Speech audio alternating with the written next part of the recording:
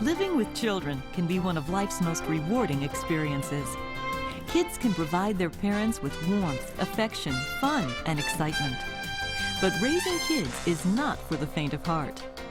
Kids can also fight with each other after you've had a long day. Talk in the classroom instead of listening to the teacher. Badger you when you're on the phone and trying to get your work done. And throw ferocious tantrums when they don't get what they want. That's the way our house was in the morning. This video program, 1, 2, 3 Magic, Managing Children's Difficult Behavior, will help parents and teachers deal gently and fairly with the obnoxious behavior of young children. The program will also teach you how to recognize and manage the 6 kinds of testing and manipulation. Since the first workshop in 1984, 1, 2, 3 Magic has helped millions of parents and teachers enjoy their children more. This award-winning and best-selling program is presented by Dr. Thomas W. Phelan, a clinical psychologist with over 25 years of experience working with children and families. My response to the program was very positive. It worked like magic. Now, here's Dr. Phelan.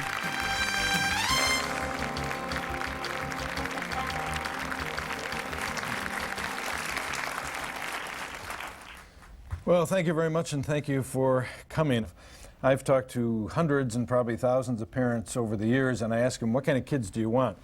And they mostly say about the same thing. They say, I want kids who listen and kids I can enjoy, and that's what our program is about today. The 1, 2, 3 is a how-to-do-it program. It's a down-to-earth program. We're not going to talk about child development. We're not going to talk about philosophy of child rearing, abstract subjects. We're going to talk about how do you get the kids to listen. The 1, 2, 3 program now appears in 2 videos. In our video today, 1, 2, 3 Magic, we're going to talk about how to manage and deal with obnoxious and difficult behavior, and also how to recognize and manage testing and manipulation. In more 1, 2, 3 Magic, we're going to talk about encouraging good behavior, independence, and self-esteem. You'll find a 1, 2, 3 Magic program works. Teachers tell me it makes discipline a whole lot less exhausting and I have more time for instruction. Parents tell me it gets the discipline stuff out of the way and I have more time to enjoy my kids. I have more time to spend with my kids. We can have a good time. You'll find that the 1, 2, 3, classroom or home, is simple, but it's not easy. The simple part of the program has to do with the basic structure of the program. Nothing could be much simpler. When I was in graduate school, they taught us all kinds of things we could do in parenting programs when we got out of school, and I found that we had all these neat ideas, but nobody was doing them. And part of the problem was that they were too complex. Parents are busy, teachers are busy. You have to have something that they can relate to and use. So it's a simple program, but it's not easy. Now, the not easy part has to do with the fact that if you're going to discipline a child, you need to do 2 things. One is you need to know what to do in any one given situation. And second, you need to exercise a good deal of behavioral and emotional self-control. This is the age of kind of let it all hang out, you know, express your feelings. Is that true if you're a parent or a teacher? It's half true. When you're feeling positively toward a child, affectionate, liking them and all that, let it all hang out. You're not going to do anything harmful. It's when we parents and teachers are irritated with kids that we are dangerous. That's where we need control, and that's what the 1, 2, 3 tries to provide. Now, if you agree with what I'm going to present here today, you can go home and start immediately. If you're a teacher, you can start in mid-year if you would like. If you do start immediately, you will find that things will change right off the bat. But there's good news and bad news. The good news is this: about half of the kids represented by you as parents here today will be what we call immediate cooperators. That means they'll cooperate immediately. What do? You just relax and enjoy it. That's the good news. Bad news is the other half of the kids are going to be what we call immediate testers. They're going to get worse. They're going to push you. They're going to give you a hard time. They're going to see if you're really serious with this new program.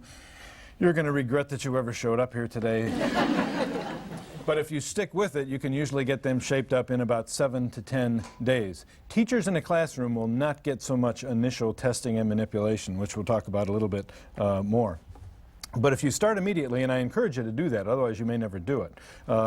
Some kids cooperate right away, some kids give you a hard time. People ask me some of the time, did you use this with your own 2 kids, or did you just learn it in graduate school? Well, I sort of told you before, I did not learn it in graduate school. My wife and I do have 2 children. They're older now. My son, the oldest, was a handful. In fact, he was 3 3/4 handfuls. He was very, very active. We considered naming this program The Art of Self-Defense at one point, but we didn't. My daughter, 22 months his junior, was a much more mild-mannered soul, but the 2 of them together, biggest problem, sibling rivalry, and I'm sure a lot of you have that problem as well. But our kids are graduates of the 1, 2, 3 program. That's the way my wife and I raised them. Good parenting and good teaching begin with straight thinking. You'll never learn to manage your kids sensibly if your head is full of mistaken notions. Raising children is a tough job, and wishful thinking will get you nowhere. There are 2 things that we have to get straight. The first is this: when you have a problem with a child, it is going to come in one of 2 forms, generally speaking. Either number 1, the kid is doing something that you want him to stop, okay, some difficult or obnoxious behavior, you want him to quit it. Or number 2, the child is not doing something good that you want them to start. So we call these 2 things stop behavior and start behavior. It's a little awkward, but it helps you remember it. Our goal today is to deal with stop behavior. In the video, more 1, 2, 3 Magic will deal with start behavior. So, what is stop behavior? Stop behavior is things like arguing, yelling, whining, fighting, screaming, teasing, sibling rivalry, temper tantrums, all the frequent but minor things the kids do during the course of the day. Each one isn't so bad, but a steady diet of it by 5 o'clock in the afternoon. You want to hitchhike to Seattle and never return home again.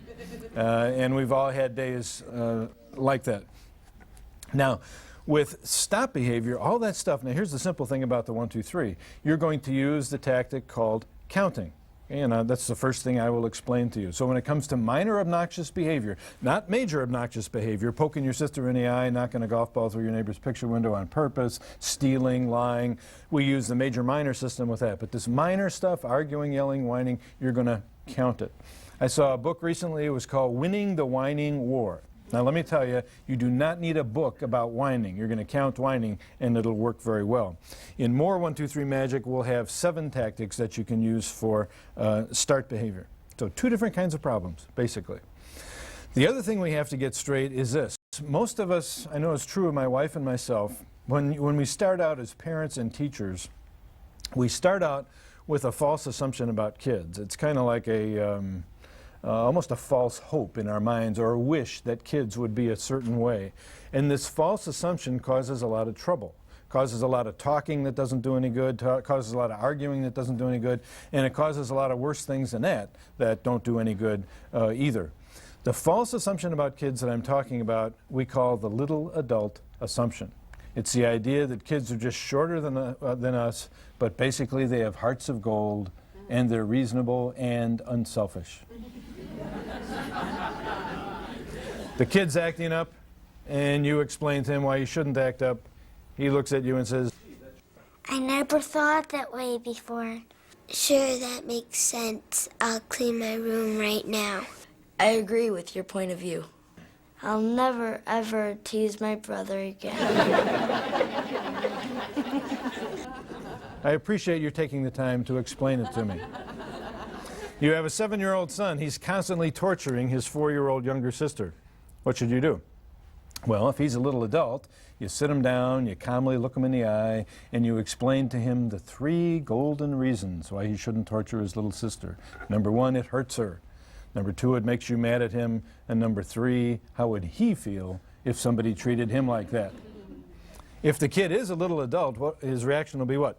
Slap himself upside the face, stagger back a few paces, he'll look at you and say, gee, I never looked at it like that before. And then he will stop teasing her for the rest of his life. I can tell those of you who are laughing are real parents with real kids. You know kids are not like that. One writer years ago, she said, I don't remember her name, she said, childhood is a period of transitory psychosis. Some of you know what that means. It means your kids, when they're little, are basically nuts. And whose job is it to make them sane? It's your job to make them sane, and the teacher's job to make them sane. But let's face facts, kids don't come out reasonable and unselfish. They come out selfish and unreasonable. And it's our job to train them to be different. But if we believe in this little adult idea, what are we going to do? We are going to use and overuse words and reasons in dealing with our kids. You're not going to believe this. I'm a clinical psychologist. Now, psychologists are always talking about communication. This is the 21st century. This is the age of communication. What you're going to hear today from a clinical psychologist in the 21st century is, don't talk so much.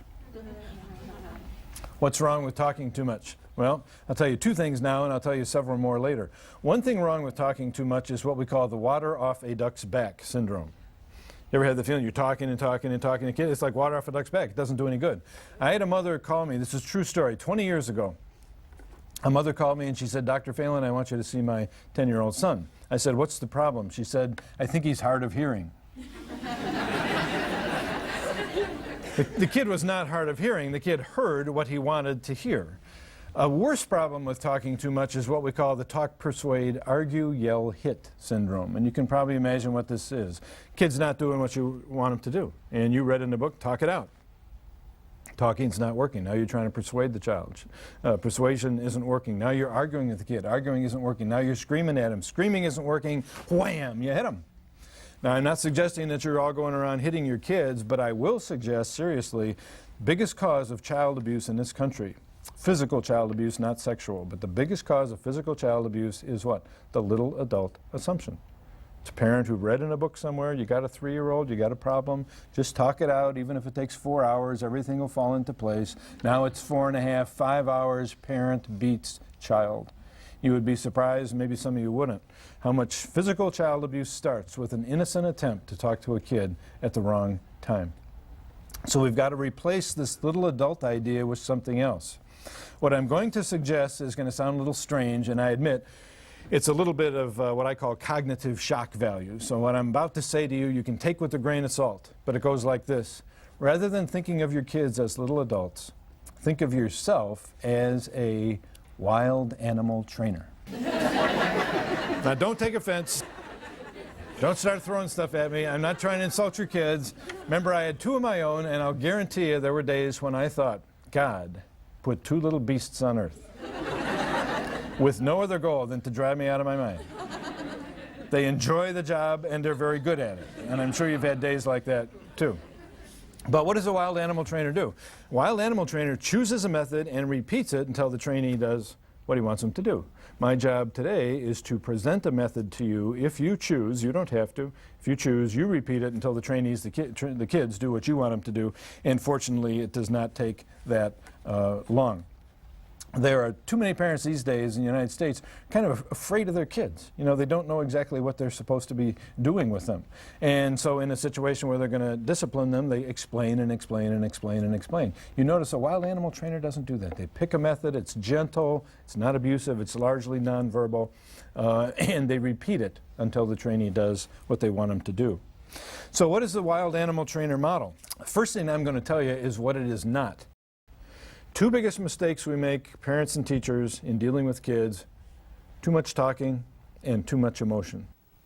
The too much talking we just talked about, but we're going to come back to it. The too much emotion goes like this. What's wrong with getting too excited? Well, little kids, when they're little, have a strong sense of being inferior. And the reason they feel they're inferior is because they are inferior.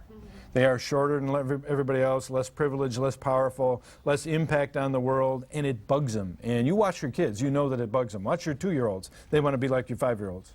5-year-olds want to be like your 10-year-olds. 10-year-olds want to be like you. They want to drive cars and use credit cards. You know, they want to have an impact on the world. So you can see a kid go down to a lake or something, take rocks, you know, throw them in the water. They can do that for hours because why? They're making the big splash. You say, what does this have to do with home? What this has to do with home is if this little kid can get big old you all upset and yakety yakety yak, the big splash is you. And the inferior part of the child will be gratified by his or her power. Does this mean they're sick? No. Does it mean they're going to grow up to be professional criminals? No. It's just part of being a natural a kid. But what it does mean is that if you have a child and they're doing something that you don't like, go ahead and get upset about it on a regular basis, and sure enough, what? They'll repeat it for you. I have parents coming in all the time. They say, Dr. Phelan, this kid's driving me nuts. I say, well, give me an example. Last night, Doc, we're eating dinner. We had mashed potatoes. He's eating them with his fingers out of the bowl. This drives me crazy. Why does he do it? And I say, you may have just answered your own question. And he may do it in part because it drives you crazy. So throughout the program, we talk about what we refer to as our no talking, no emotion rules. Really, it's very little talking and very little emotion because we're all human. Too much talking, too much emotion will blow any discipline program. There's other discipline programs. Some of them are pretty good. I may be prejudiced. I think this one's the best. You can ruin any of them by too much talking and too much emotion, and the emotion is usually anger or frustration. Now you know what to think, and perhaps more important, what not to think about kids and about parenting. Your children are going to be grown up and out of the house sooner than you think. You want your time with them to be fulfilling and enjoyable today. That means having fun with your kids, praising them, and listening to them. It also means managing kids' difficult behavior effectively. Dr. Phelan now explains how to accomplish that, step by step. It works, and it's easier than you think. Okay, we said before we're going to talk about how do you get the kids to listen. So let's get down to the brass tacks here and talk about how do you get the kids to listen. What I'm going to talk about first is what we call the 1, 2, 3. Okay, this is our just basic counting procedure, and let me tell you two things about it. One, what are you going to count? You're going to count stop behavior. Minor obnoxious behavior is countable. Arguing, yelling, whining, fighting, teasing, screaming, sibling rivalry, all that kind of stuff you're going to count. Second thing I want to tell you before I get into it is if you're not familiar with the 1, 2, 3, I know some of you are, you may be back here for a refresher course. If you're not familiar with the 1, 2, 3, when you first hear about it, you're going to be skeptical. Okay? You're not going to believe it. Some people say, it's too simple. Some people say, no, it's not going to work with my kid. And some people come up to me and they say, it's not going to work with my kid. My kid is a wild man. Actually, I sort of enjoy it when they say this because I look back at them and I say, well, I'll tell you something, my kid was a wild man too. And if you want to have a wild man contest, my kid will have yours for lunch. And it worked with mine, so why don't you try it? You know, people go home, they try it, they say, I can't believe it worked like magic. That's where we got the title, even though there's no claim to magic at all. But if you feel a little skeptical, don't worry about it. Go home, try it, see what happens. All right, let's imagine that you have a 4-year-old. Some of you do not have to imagine that you have a 4-year-old. How many 4-year-olds do we have represented in this group? Okay. Boy, that's a lot of 4-year-olds. If I had a 4-year-old at my age, I would be dead in 3 days. So I give you credit for having a 4-year-old. You got a 4-year-old. This kid, 6 o'clock at night, total nuclear holocaust on your kitchen floor. He is enraged because you, in your hardness of heart, would not give him a bag of Fritos right before dinner. Kid has thrown himself down on the floor. He's banging his head. He's biting his arm. He's kicking your new kitchen cabinets. He's screaming bloody murder. You can hear it all the way down the block. And you're at a loss for what to do. You think, what should I do? What should I do? Pediatrician told you to ignore it. You say to yourself, I don't think I could stand that. Your mother told you to put a cold washcloth on his face. I think that's an old Italian remedy or something. And your husband told you to beat the hell out of him. None of these are acceptable alternatives. Instead, what you do is you hold up one finger, you look down at the little devil, and you say, that's 1. He doesn't care. He's out of his mind with rage.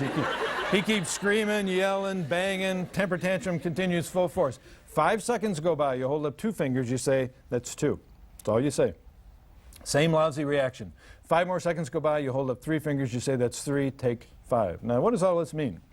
It means that the child had 2 warnings to shape up. Those are the first 2 counts. And in this instance, he blew it. He did not shape up. So at 3, there's a consequence. Rest period, timeout, timeout alternatives. We'll talk about those later. So the child goes to timeout. Some of you are wondering, how do I get him there?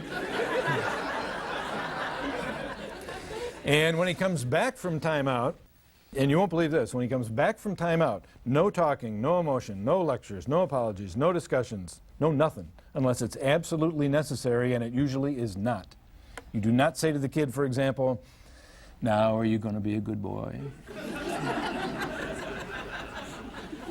"Do you realize what you've been doing to your mother all afternoon? Why do we have to go through this all the time? I'm so sick and tired of this, I could scream. Your sister never behaves this way. Your father's coming home in a half an hour. Did God put you on earth to drive me crazy or what?" Tempting as that may be, you don't say anything at all. Kid's good, you enjoy it. Kid acts up again, you say, "That's one." That's the 1, 2, 3. That's the simple part. What's going to happen in a relatively short period of time is you'll start getting a good response at 1 or 2.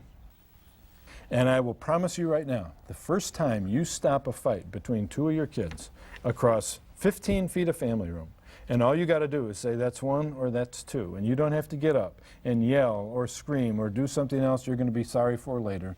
First time you do that, you're going to feel real good. Some people say, "My kid always takes me to 2.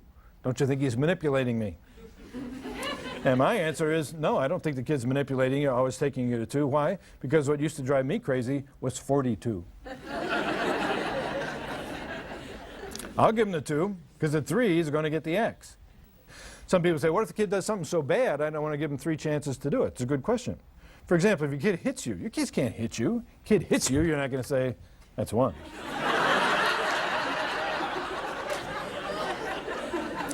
That'd be pretty silly. You say, "That's 3, take 5, add 15 more for the seriousness of the offense." Kid goes to school, he's 7 years old, he learns a bad word. He doesn't know what it means, but he wants to try it out on you. That night, you say to him, he's on the couch, "Would you please turn off TV, get ready for bed?" And he says, "You blankety blank." And what do? That's 3, take 5, add 15 more for the rotten mouth. And then he's going to go. And when this kid comes back from timeout, this is an example when an explanation is in order. When this child comes back, you are going to take some time and briefly explain to him what that word means and why he's not going to use it in your house. How long do you take in between counts? Remember? 5 seconds, that's right. And why 5 seconds? Because there's a difference between stop and start behavior. Start behavior like homework or going to bed, getting up and out in the morning could take 15 minutes, it could take 45 minutes. It takes a long time. But stop behavior, how long does it take a child to terminate a temper tantrum? 1 second. How long does it take a boy to stop teasing his sister? 1 second. We give him 5, that's being very generous. But kids are just kids, so you wouldn't say to a little child, 5 years old, "That's 1 at 9 o'clock in the morning, that's 2 at 3:30, that's 3, take 5 at 7:15 at night." They won't remember the sequence. So we have what we call our window of opportunity, and with a 6-year-old, you might pick a half hour and you say, if you do 3 things within a half hour, I'll count you up to 3. If you do 1 thing, 45 minutes goes by, and then you do something else, you'll go back to 1. And there's very few kids that get so manipulative that they'll, do 1 thing, look at their watch, and they say, "Well, 45 minutes is up, I get a free 1. I can do whatever I want." So what's going to happen basically is you'll start getting a good response at 1 or 2, if you do it correctly. Now, what I've told you is a simple part of the 1, 2, 3. Let's talk about the hard part, the not easy part. I've had parents come back to me at different times and they say, "Dr. Phelan, we went to your seminar and we enjoyed it, and we started, using the counting with our kids, and it worked. It worked. We were very surprised. But that was 6 weeks ago. It's not working anymore." I don't know if it's us, if it's the air in the house, if it's the dog, if it's the kid, whatever it is, not working anymore. We need a new discipline system. If I have a chance to talk to these people, which I don't always, if I have a chance to talk to these people, what's the problem? The problem is they are violating those 2 basic rules 90% of the time. Not all the time. 90% of the time, they're violating those 2 basic rules, the no talking, no emotion rules. And I'm going to try and give you an example of how these parents do it. They think they're doing the 1, 2, 3, but they're really not. Let's go back to the 4-year-old on the floor having the royal temper tantrum, kicking, yelling, screaming, and all this. This is how these parents think they're doing the 1, 2, 3. They hold up 1 finger like this. It's a good start. They look down at the child and they go, "That's 1." Come on, I'm getting a little sick and tired of this. Keep this up, you're going to wind up in your room. Look at me when I'm talking to you, young man. That's 2. 1 more and you're up there, pal. 1 more, baby. 1 more. Read my lips. 1 more. That's 3. Take 5. Get out of here. I never want to see you again. What was that? That was a parental temper tantrum. And now we've got 2 tantrums going in the same kitchen. What's wrong with doing it like that? Well, there are several. We've studied this for years. There are several things wrong with doing it like that. Number 1, you want to talk to a kid like that? Did you have a bad day at work? You know, you want to talk to a kid like that? I think a translation of what you're saying is, let's fight. I think that's what you're really saying. Number 2, what's wrong with doing it like that? How's the kid supposed to find the warnings or the counts? They're buried in all this verbal garbage. The most important part of what you're saying is the 1, the 2, and the 3.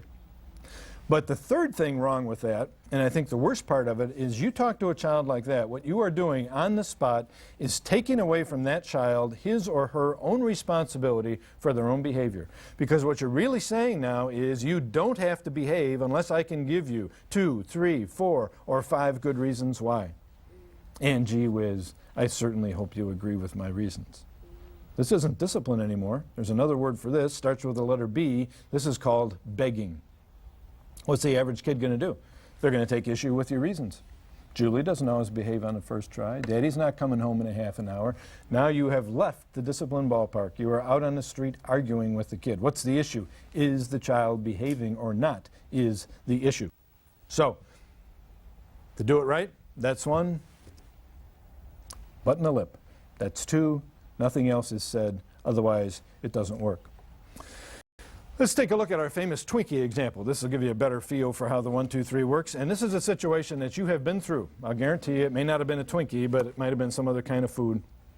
And here's the deal. It's 5:45 at night. You're in the kitchen making dinner, and you're going to eat in 15 minutes. You have an 8-and-a-half-year-old daughter, and she comes down into the kitchen. She says, "Can I have a Twinkie?" You say, "No, dear." She says, "Why not?" You say, "Because we're eating dinner in 15 minutes. Now, is there anything wrong with this conversation? Not a thing. Perfectly clear. She asked a question, straightforward answer. What's the problem? Problem is most kids aren't going to drop it. And she looks at you and she says, "Yeah, but I want one." So what are you going to do? We're going to play this scene through 3 different ways. In scene 1, we will have starring for us a parent who believes in the little adult assumption. Kids are little adults, we can talk the whole thing out and everything will be just fine. Then in scenes 2 and 3, you'll see the parent will start using the 1, 2, 3 in the beginning, and then in scene 3 after the kid's used to it after a while. Okay, but scene 1 is the parent who believes the kid's a little adult, words and reasons solve the whole thing. Here's how it goes. Can I have a Twinkie? No, dear. Why not? Because we're gonna eat in about 15 minutes. Oh, come on. I really want one. I just told you you couldn't have one. I never get anything. What do you mean you never get anything? Are you wearing clothes? Is there a roof over your head? Am I not about to feed you in 2 seconds? You gave Scott one a half hour ago. Are you your brother? Besides, he always finishes his dinner. I promise I'll eat my dinner. Don't give me this promise garbage, Kelsey. Yesterday at 4:30 you had half a sandwich and then you didn't touch your dinner. Fine then, I won't eat any dinner. Don't you threaten me, young lady. You will eat what I tell you to eat. Then I'm gonna kill myself and then run away from home. Well, fine. Be my guest. I'm sick of this. Well, family, peace, and tranquility are down the tubes in this house, so the parent gets smart and says, enough of this, enough of this. I'm going to start the 1, 2, 3. 1, 2, 3. Scene 2. The 1, 2, 3, counting in the beginning. The kid's not quite used to it. How's it going to go? Can I have a Twinkie? No, dear. Why not? We're going to eat in about 15 minutes. Oh, come on. I really want one. That's 1. I never get anything. That's 2. Then I'm going to kill myself, and then I'm going to run away from home. That's 3. Take 10. What hits them right between the eyes when you first do it is, number 1, you're the boss. Number 2, you have a perfect right to impose this discipline on them, even if they don't like it. But notice you're doing it gently. This is the essence of gentle but firm. But what really hits them between the eyes is they soon realize that no longer can they bait you. It's B-A-I-T, as in fishing. Fishing for what? Largemouth bass. No longer can they bait you into a stupid, idiotic argument over a stupid Twinkie. Scene 3, the 1, 2, 3 after a while, after the child's used to it. Can I have a Twinkie? No, dear. Why not? Because we're gonna eat dinner in about 15 minutes. Oh, come on, I want one. That's one. Oh, all right. You don't have to count the all right because it's not so bad. The kid's leaving the scene of the crime. She's just grumbling a little bit. You know, the whole thing is done. If she said, oh, all right, you stupid jerk, that's 3, take 5, add 15 more for the rotten mouth. What's good about the 1, 2, 3? One explanation. You're going to save so much breath, you won't believe it. I tell you, teachers tell me, discipline is so much less exhausting and I have more time for instruction. Parents tell me discipline is so much less exhausting, I have more time to enjoy my kids. One explanation, and it usually is not necessary. Parents and books on parenting, let me tell you, overestimate dramatically the value and power of explanations to get compliance from kids. When you talk too much, you irritate a child and you distract them from what they're supposed to be doing. But we're all very intellectually oriented, and if I just tell them the reason, they'll look at me and say, gee, I never looked at it like that before, and they'll happily go off and comply. It doesn't work like that. Let me give you an example of an explanation, one that's necessary and one that's not. Let's say you got this little 7-year-old boy, and he's in school and he's taking trampoline, okay, and he loves trampoline. Now, I don't think they do this anymore, but let's just pretend. So this kid comes home, 7-year-old son of yours, and he's so excited about trampoline, he walks in the living room door, whips off his shoes, he attacks the couch. He's jumping up and down, trying to do flips and all this. You come in, it's like, whoa, that's one. He says, what did I do? Well, do we need an explanation? Yes, you've never been through this before. He's never been trampolining on your couch. So you say to him, well, even though you took off your shoes, which I appreciate, I'm afraid you might hurt the couch or hurt yourself if you go doing that. Good explanation. Now, 2 hours later, same day, same you, same kid, same house. You're in the kitchen talking to this boy's 4-year-old younger sister. And while you're talking to the little girl, the 7-year-old boy walks around behind her and for no reason you know of, bam, gives her an elbow in the back. And you say, that's one. He says, what did I do? That's 2. Stupid question. And you don't say stupid question. Well, what are you going to say? You just hit your sister in the back. We have 3 witnesses. Now you're out on the street arguing. So one explanation, if absolutely necessary, and with sibling rivalry is one of the things where you rarely need an explanation, even though sometimes kids will tell you, I don't know what I did. You know, hit their sister in the face. I don't know what I did afterwards. You know. Okay, what's good about the 1, 2, 3? No talking, no motion. Now, this is hard for some people. We could take all of us in this room and line us up in a line from the people who can button their lip easily to those who have to bite their lips bloody trying to be quiet. Some people are just natural talkers. I saw a t-shirt not too long ago, and on the t-shirt it said, help me, I'm talking and I can't stop. And I immediately thought about 15 people I could have bought this thing for. Some of you will have a hard time, some not. But a lot of people, once they start using the 1, 2, 3, and you see the power of silence, your silence speaks louder than your words. You say that's one, who's got the ball? They do, if you be quiet. It works better. And what also happens is you won't be as tired. You just won't. You get the discipline stuff done without a lot of this excess energy because you're not getting into talk, persuade, argue, yell, hit stuff and things like that. Another good thing about the 1, 2, 3 is that your authority is not negotiable. Never negotiate your authority when a rule is being enforced. As the years go by, though, what do you want to do? Some people say, you know, this counting sounds kind of like a dictatorship. Guess what? It is. When the kids are little. You know, when the kids are 5, it should be a dictatorship pretty much at your house, a nice one.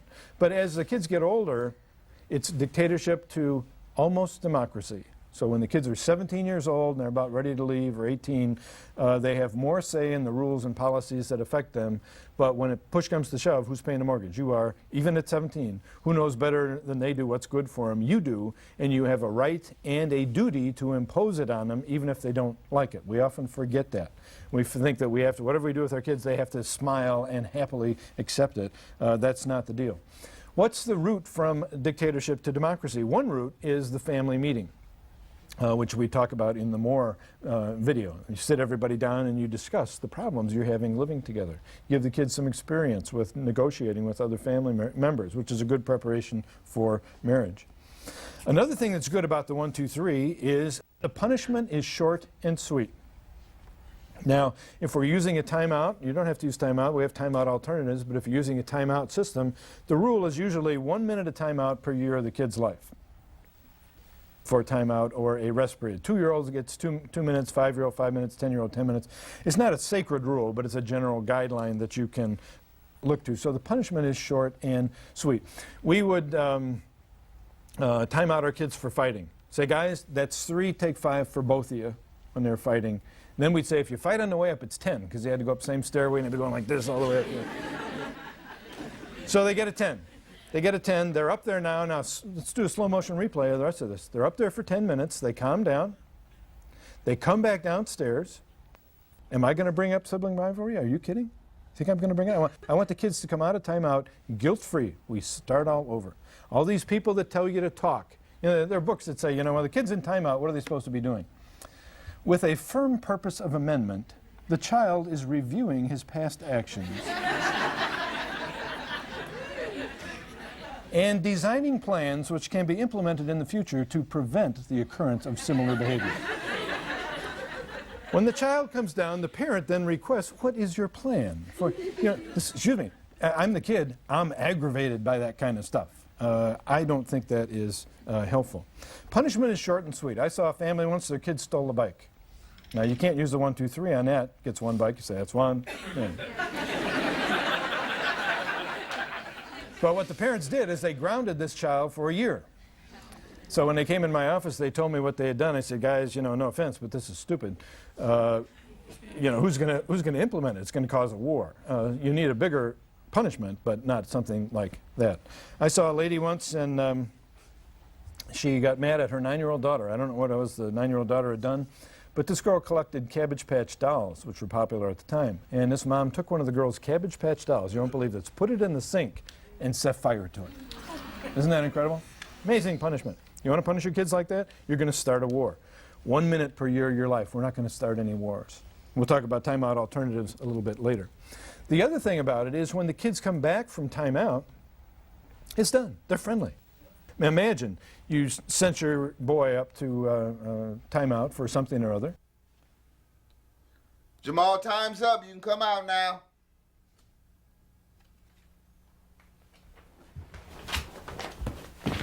Hey, Dad. Look what I found in this book. It's really cool. Let me see here. Wow, what is this? Where's the resentment and anger? It's gone. It's done. We had the discipline, we made our mark, and we move on from there. At this point, you may still be a little skeptical. After all, you're trying to manage kids in the real world. Your home is real, and your classroom is real. So is 1, 2, 3 magic applicable to real kids in the real world? You bet it is. 1, 2, 3 magic was not developed in an ivory tower. It was developed in the trenches. Parents have a lot of concerns and questions about the 1, 2, 3, and I'm sure you do right now, and I'm going to try and respond to some of those. I'm going to tell you some of the concerns that most frequently come up when we're trying to apply the 1, 2, 3 in the real world. Parents and teachers ask good questions because parents and teachers are currently attending the College of Hard Knocks, and they know what's going on. So one question often comes up is, can you count different things in getting to 3? You say, well, what are you talking about? Well, what we're talking about is you don't have to have a different count for each different kind of misbehavior. It would drive you crazy. Well, he's on a 1 for teasing the dog. He's on a 2 for getting into it with his sister. He's on a 1 for yelling at me. He's on a 2 for something else. You go nuts. So, he teases a dog, that's 1. Yells at you for counting him for teasing the dog, that's 2. Throws a block across the room, that's 3, take 5. Mom could say that's 1, Dad could say that's 2, Mom or Dad could say that's 3, take 5. In fact, we encourage it to share the joy of the 1, 2, 3. If you're in a classroom situation, teacher, and there's an aide, teacher could say that's 1, aide could say that's 2. You get the idea. Can you ever ignore anything? The answer is yes, but in the beginning, when in doubt, count. Be aggressive in the beginning, but not picky. Do not overparent. You could drive the kids crazy with the counting. It's very effective, but it tends to be a little addictive. And overall, what do you want? You want your positive feedback to your kids to be more frequent than your negative, and a count is a negative. So what are you going to do? You need the praise, you need the active listening, you need the shared fun to be overwhelming in frequency, the counting that you are doing. But once you've been on a roll with the counting for a while, maybe 6 weeks or so, you might experiment with ignoring something. So say you got your little Bobby, you know, and Bobby tends to get a little aggressive with other kids some of the time. And so he's got a friend over and they're both playing and he pushes this other kid right in front of you, you know. Don't say anything for just a couple seconds and watch your son. They can kind of feel the count coming. And many of them will spontaneously self-control and stop the negative behavior on their own without you having to intervene. Is this good? Yes. Now we're getting somewhere. Why? Because the child is internalizing the values. He's internalizing the system. Isn't that the kind of boy or girl you want to drop off when they're 18 years old in Macomb at Western Illinois University? Okay? A boy or girl who can self-control without mommy or daddy being there to keep an eye on them. How do you keep track? Who's on first? If you have a lot of kids. If you have 2 kids, it's not so bad. Teachers have been very creative in coming up with ways. And what we're looking at here is a teacher behavior stoplight. A behavior stoplight has a green, yellow, and red. And you can have these signify 3, 2, and 1, or the counts. So teachers who we're looking at has green, has all these clothespins on it, and what's on these clothespins is the name of a child. So if this child gets a count, they got to move their clothespin up to yellow and then up to red. So this is actually a 2-count system this teacher is using. Some teachers use 3-count systems. You can do all kind of stuff. You can have 3 pop containers with popsicle sticks, and the kids' names are written on them, and the containers are different colors. There's a lot of different alternatives for keeping track. Some teachers just write it down. Some parents write it down. Because if you're a teacher and you don't write down, who's going to tell you? Your kids will tell you. Oh no, Mrs. Smith, he's not on a 1, he's on a 2. And, what kind of consequences can you use? You know, timeout gets bandied about, and a lot of people think they know a lot about timeout. It's a favorite topic in newspapers, TV, and stuff like that, and you get kind of a negative impression of it. Timeouts work very well if you do them correctly, and we're talking about how to do them correctly. Timeout or a rest period. We also have timeout alternatives, where instead of giving a child timeout to the room or something like that, they may lose 20 cents off their allowance. Their bedtime may be 15 minutes earlier. They lose their computer time for the night. It can be a whole lot of different things, but small things that make their mark, that are not horribly punitive, as I mentioned before, that register with the child. The most important thing in a consequence being effective is that the parent administering the consequence not be having a temper tantrum while they're administering it. You'll see in some books it says punishment. No, it's not good with kids. Punishment is not good. Yes, it is. Mild punishment by a non-abusive parent works. What about the timeout place? If you're using a timeout, does it have to be the child's room? The answer, of course not. It could be a chair. It could be a rug in a classroom. Some kindergartens have a timeout rug, and they will go sit on that. It could be a lot of different things. Here we see a little girl. Imagine a little girl, and she's got a timeout in the kitchen, on a chair at the table. She's sitting there like this, very unhappy about the whole thing. Fine, good place for a timeout. If kids are going to use a chair or a rug or something like that, the provision, of course, is that they have to stay in it. And it's amazing. Some kids will, some kids won't. Some really difficult kids will sit in that chair. I've seen 2-year-olds. They're just wild children, and they'll sit in that chair. And then other ones, of course, will be getting up all the time. Will this cause the child to hate their room if they're timed out to the room? The answer is no. Not if you do it correctly. What does correctly mean? No abuse. No talking, no emotion, no abuse. You shake the kid, squeeze them, hit them, say, I wish you'd never been born, and then throw them in their room. They're going to hate the room. They're going to hate you, too. It's also going to hurt their self-esteem you do it like that. The message basically from the 1, 2, 3 is, I say to you, that's 1. What does that mean? I'm your parent. You're my child. I love you. My job is to train you. When you do this, I do that. What if the kid won't go? You're doing a timeout system and the child won't go. Well, it depends on how big they are. Let's start with the small one first. Let's say you have a 5-year-old boy and he weighs 45 pounds. And let's say you weigh 125 pounds. And this 5-year-old, you say that's 3, take 5, and the kid's not going. What do? This is no time for little adult stuff. You know, come on now, why can't you do this for us when we do stuff for you all the time? Your sister always goes on the first try, etc., etc., etc. None of that stuff. You just start moving toward the child. Some of them will stay 2 feet ahead of you all the way to the room. That's fine. That's fine. Some need to be escorted. An escort could mean take them gently by the arm, could mean pick them up, could mean drag and carry them, kicking and screaming. That's them kicking and screaming, not you. And you deposit the unwilling body in the timeout room for the timeout. What if you have an older kid? Your 5-year-old who was 45 pounds now is 10, weighs 95 pounds. You, through a rather rigid regime of diet and exercise, have maintained at 125, which would be excellent. And you say that's 3, take 10. And this kid's not moving. What are you going to do? You're going to do a timeout alternative. And it's going to go like this. That's 3, take 10. Or that's 50 cents off of your allowance. Or bedtime is 20 minutes earlier tonight. You pick. But you turn around and walk away. Why do you walk away? Because most kids are going to want to stick around and argue with you about how stupid the program is, how stupid the guy who wrote the program must have been. And frankly, I don't appreciate that kind of treatment. What if the child won't stay in the room? Most kids will stay in the room. Our kids will both stay in the room. My daughter would stay in the room with the door open. My son would stay in the room with the door closed. Why? Because he always slammed it when he went up there for a timeout. And, you know, he was a tough kid. And about every 6 months, the frame on the door would cave into the hallway. And I would nail it back up. During the course of his staying with us, I nailed it back up probably half a dozen times. But they would stay in the room. If the kids don't, some parents in the beginning, when you're first doing the counting with little kids, they stay up there by the door to make sure the kid stays in and gets the idea they have to stay in. Some parents actually hold the door shut. Some parents make believe this, a Dutch door. You know what a Dutch door is? Dutch door is you saw the door in half. And you lock the bottom and the top is open so the child can look out. Amazing. I've had a few parents do that.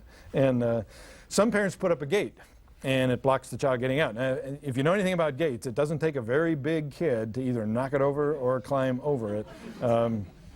Older kids, what you can do is you tell them, 5 and older, they can understand this. If you don't stay in for the whole time, you come out before your 5 minutes is up or whatever it is, it hasn't started yet. You got to go back in and start over. And some parents double the timeout as well. There are also plastic doorknob covers that you can put on doors, and there are locks. Now, I always say to people, as a last resort, you can lock the door. If you're a foster parent, you cannot. Certain provinces in Canada, you cannot. Now, some people get nervous about locking the door. In fact, I got a call once from the Department of Children and Family Services in Illinois. And they said, Dr. Phelan, we like your 1, 2, 3 Magic program, but there's part of it we can't use. And I said, what's that? They said, that's the part where you recommend locking the door. They said, that's child abuse. And I said, excuse me, I know the regs on child abuse. It is not child abuse. And they said, well, they're real nice. You know, they said, well, we have parents who sometimes lock kids in the room for 5, 6 hours just to get the kid out of their hair. And I said, well, that has nothing to do with 1, 2, 3 Magic. So we talked it over and we came to a compromise between me and DCFS, and it was like this. If you feel you need to lock the child in the room, because some of these kids are really wild, it's got to be number 1, a last resort. Number 2, if you're worried about the child's safety, make sure the room is safe. We'll talk about this more later. Make sure the window is secured and stay outside the door while the kid's in there during the timeout, but try not to let the child know that you are there. And number 3, obviously, no timeouts more than the recommended time. You don't stick the kid in there just to get rid of them. Room wreckers. Most of you will not get room wreckers. It's good news. But we like you to be prepared for anything in this program, so I'm going to tell you how to handle room wreckers. In fact, I'll tell you the story of the worst room wrecker we ever had in the program. It's a kid, parents brought him in to see me. He was 8 or 9-year-old boy. Turned out he was learning disabled and attention deficit disorder. Nicest kid in the office, which many of these kids are, but at home he was running the house. parents told me and said, we're thinking of putting his name on the mailbox because it's not our house anymore. They referred to him as King Louis XIV. So I said, well, you know, okay, do you want to learn the 1, 2, 3? Mom and Dad said yes, and they went home. Well, these parents were amazingly efficient. They went home and they timed out King Louis for the first time. He was so enraged. How they got him to the room, I have no idea. He was so enraged, he trashed the place. What did he do? The first thing he did was he emptied his dresser. All the clothes came out, threw them all over the room. Then he really emptied the dresser of all the drawers, threw them all over the room. Then he destroyed his bed. Mattress and box spring knocked onto the floor. Now he's off to the closet. On the floor of the closet are shoes and toys. He takes them, scoops them out into the room. Hanging stuff, sails it one by one out into the room. And finally he went over to the window, tore down the curtains. That's about it. What else are you going to do? These parents did not call me, which is very unusual. They handled the whole thing themselves, and I have to tell you, they came back in 3 weeks, and they taught me how to handle room wreckers. Here's what they did. First thing they did is they did not clean up the room. And if you think about it for a second, you can imagine why. Clean up the room, I don't care who cleans up the room, you're loading the kid's gun again. He's got a perfectly neat room to wreck, and next time out he's going to wreck it and enjoy it just as much as he did the first time. So they did not clean up the room. Second thing they did, they continued to count this kid aggressively but fairly. This kid's an intimidator. Imagine you have a kid like this. Some of you may have a kid like this. And you go to work and you have a terrible day. Your boss chews you out. You come home, you got a migraine headache. You walk in the door, here's this kid. Yeah. Before you know it, he's on a 2. And then he hits something that should be a 3, but you're thinking, oh no, I don't feel like going through all this, so what do? 2.5, 2 3/4, 2 7/8. They did not do that. They did 3. Boom, he's just back in there, and he just rearranges the slop every time. Bedtime comes, this kid has to find his pajamas. They're buried. He has to find his bed. Next day, he's got to find his clothes for school. How long did it take King Louis to realize there was new management in the old maison? About 8 or 9 days, he started calming down in timeout. And after he was calm in timeout for 3 or 4 days, they cleaned up the room with him because it was too much for any one person to do. And after that, this kid was good as gold. Stop him on a dime with the count. He hated to be counted. And he wouldn't question his parents about it at all. Now, did we break this kid's spirit? Is he now a permanent marshmallow? Eternal wimp? No, I think he's a nice kid, and the parents are running the show, and I think that's the way it should be. If you think you're going to have a room wrecker, a couple of cautions. Number 1, if there's anything dangerous or harmful in there, get it out before the first time out. If there's a hammer and a saw in there, for example, get them out before the first time out. Second, if there is anything valuable in there, get it out before the first time out. My wife came up to me after we'd been doing the counting for probably 6 weeks one day, and she came up and she had been crying. And I said, what's the matter? And she said, do you know that when we time out our son to his room, that he is smashing the World War II airplane set that he had worked so hard to build. He had about 14 airplanes, World War II airplanes, that he had made on his dresser. And he was smashing them. And I said to her, I said, yeah, I know he had smashed a couple. She said, what should we do? So we talked it over and we said, well, you know, on the one hand, it's his own stuff. If he's stupid enough to smash his own stuff, you know, he's not breaking our stuff. But on the other hand, we knew he had a temper, and we thought maybe we should protect him from himself. You may not believe what we chose to do. We chose to leave the airplanes in there. And over the course of the next 2 or 3 months, he smashed every single one. And my wife and I regret our decision. If we had to do it over again, we would have taken the planes out and protected him from himself. Now, there are room wreckers and there are room wreckers. There are 3 and 4-year-olds. You time them out for the first time, they go in the room, they're so mad, they pull down their pants and they pee on the floor. There's not that many, I'm not trying to scare you. There are some 3 and 4-year-olds pull down their pants, they go number 2, and they smear it on stuff. And how many of you have ever known a child who can get himself so upset that he throws up? Yeah. There's always a few in every audience I ever talk to. What do you do with these kids? Well, first of all, the rule, you don't clean it up, does not apply, obviously. And secondly, you time these kids out to the bathroom. Now, I know what you're thinking. You wishful thinker, you, is what you're thinking. It's not that they're going to use the facilities appropriately. What's the point? A bathroom is easier to clean. So if you're going to get a kid and he's going to go to the bathroom on a huge carpet, you got to send it out and pay $80 to get it clean. The carpet in the bathroom you can throw in a washer and clean it yourself. But hopefully you won't get that far and won't get into that. What if we have kids at school in a classroom? Now in a classroom, when a teacher times out a child, maybe at a desk in the back of the room. As I said, with younger kids, kindergartners, it may be a rug over here. Sometimes it's behind a visual partition. What if this kid, though, won't go to the room, or won't come out, or goofs around when they're there? A teacher needs to be ready with some consequences for those things because the kid's already in timeout. And consequences can include a note home at the end of the day, a detention after the day, a visit to the principal, a reduction in recess, or a reduction in free time at lunch, or some other privilege that is meaningful to this kid during the course of that day. If a kid won't come out at school of the timeout, it's a problem. What if the kid won't come out at home? You time a child out and 5 minutes are gone and you go up there and you say, 5 minutes is up, and the child says, I'm never coming out again as long as I live. You know, don't say good or promises or anything like that. We have a rule, you never chase a martyr. Just walk away. That's it. I had a mother a couple years ago, she asked me a question, and she said, the first time I timed out my 5-year-old to his room, he was so enraged that he barricaded himself in the room. He slammed the door and put this big V of stuff up against the door. And this mother, she looked at me and she said, I didn't know what to do. I looked at her and I said, I don't see the problem. When he wants to come out, he will unbarricade the door, which is exactly what he did. Discipline is hard enough when it's just you and your own child.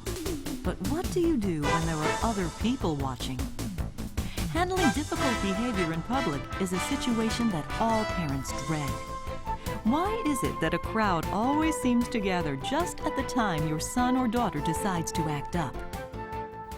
What do you do if you have other people over? What are you going to do with counting if you have guests? You know? Well, let's start with kids. What if you have other kids over? My son, I told you, was a real live wire. And he had kind of two sets of friends. One, these real wild kids, and then these real calm kids. You ever seen some of these real calm kids?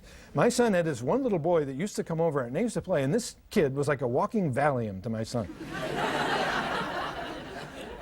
They would play quietly. It was amazing. They were not arguing. They were not yelling. They were not fighting. It was wonderful.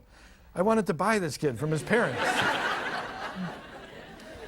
But they wouldn't sell him. And then my son had his other live wire friends, and you get two of these hyperactive kids together, it's like Nellie batten down the hatches, we're in for it. So I developed this thing, and it was 1, 2, 3, 1, 2, 3, 1, 2, 3, out of the house and play. And what did that mean? It means 1, 2, 3, time out my son to his room. Other kids there. 1, 2, 3 again, time out my son to his room. Third time out, you guys got to go outside and play. And it worked pretty good. After a couple of months, I improved on that version, and with the third time out, I'd send him over to the other kid's house to play. Yes, I did. My wife said to me one day, what are they doing over there? I said, I don't care what they're doing over there. First time I timed out my son when he had a friend over, he came charging up to me. He waited till the kid left. He came charging up to me and he said, Dad. And I said, what? He said, it's so embarrassing when you count me in front of my friends. What do you say to him? You say, if you don't want to be embarrassed, you can behave. And that's it. What if you have other adults over? Other adults, you know, and something's going on and you feel the need to count. Well, you know, you're kind of worried. Is my kid going to cooperate? Is he going to make a fool out of me in front of this other parent? What often happens, though, say, is you get another parent and their child, and say it's your little Bobby, and Bobby's getting a little aggressive again. You say, Bobby, that's one. And he stops. The other parent looks at you like, what did you do? You know, they want to know what it is. That's how we get the word passed around some of the time. Grandparents. For the purpose of our program, grandparents come in 3 different forms. The first and rarest form of grandparent is the cooperative grandparent. Now what they do is they will count along with you. You say that's 1, Grandma says 2, you or Grandma says that's 3, take 5. That's great, but it doesn't happen that much. Second type of grandparent is also very nice, and this, I can't think of a better word, but I call them a passive grandparent, but I mean that in a good sense. They don't interfere with you parenting your own kids, and don't give you a hard time. But if you're going out in the evening and they're babysitting, teach Grandma and Grandpa how to do the 1, 2, 3. Teach your babysitters how to do the 1, 2, 3. You'll be doing them a favor. And finally, we have some antagonistic grandparents. They get in the way. For example, I get little Bobby over here. You say, Bobby, that's 3, take 5. Grandma's sitting over here, and Grandma says, oh, little Bobby didn't really do anything. Bobby, come and sit on Grandma's lap for a while. Some people ask at this point, can you count the grandparents?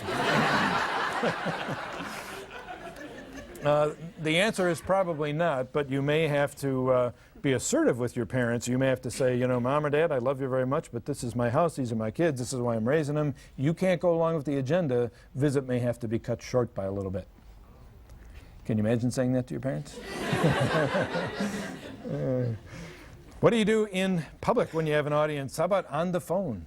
On the phone. This is a joke, right? Why is it the kids, every time the phone rings, kids go nuts? In our house, it wasn't just the kids, the dog would get into the act. I kid you not. Phone rings, dog barks. Dogs barking is a signal to the kids, we got another sucker on the line, get down here as fast as you can. So they're all running around barking, the kids are barking, the dog is barking. Well, you know by now what I'm going to say, you got to count them when you're on the phone. Stand there talking and you go like this. So your son comes up to you, he wants something. Some people get so good that they just hold up the finger. They continue the conversation over here. Yeah, what do you think the Bears will do next year in the football league? I don't know. I think the Green Bay will do a lot better than Takes a little, thank you. Takes a little coordination, but it can be done. You may have to explain to the other person on the other end, you know, what you're doing. You may have to put the phone down. You may have to hang it up to escort this kid to the room. But do it. Otherwise, they will eat you alive, as you know, when you were on the phone. Yeah. Well, I think we should... Ma, I want to go by Scott's house and play. I mean, no one makes turn parties on time anyway. I want to go right now. Excuse me, Sally. Now that's 2. Yeah, I'm back. The most frequently asked question, and I would guess in an audience this size, at least half of you have wondered about this, is what do you do when you're actually out in public?